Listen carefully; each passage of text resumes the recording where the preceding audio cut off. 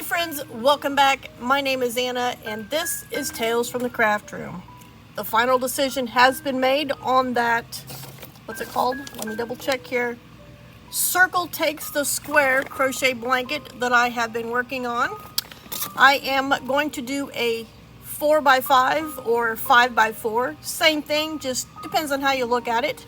I have my 20 pieces semi-complete. Some of them are already squared up and some of them are not. So let's go through all of those circles and then you can see what all I have decided.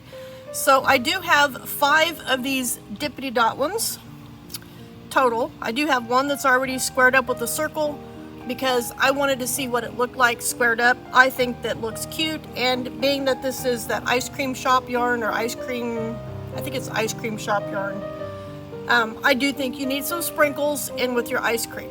That was my thinking. So here are my other 4 square circles. Got 1, these are all the same. 2, except for maybe placements of the sprinkles. 3 and 4. Now the rest of my squares are the ice cream shop or ice cream cone or whatever ice cream thing it is. I can't remember. It's a Lion Brand yarn. But we'll start with the ones that are already squared up. Got that one. Got that one. And I don't think any of these are exactly the same. I got some that look similar, but I don't think they're exactly the same. Alright, there's 5. Is that one gonna... Oh, okay. Yep, it's fine. 2, 3, 4,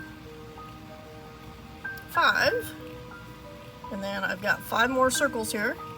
Got 1, 2,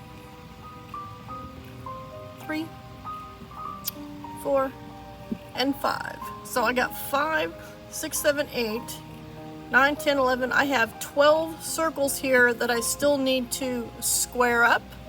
And then I have 1, 2, 3, 4, 5, 6, 7, 8 circles that I have already squared up. So I'm going to get to work on squaring the rest of these up, and I will see y'all in my next video.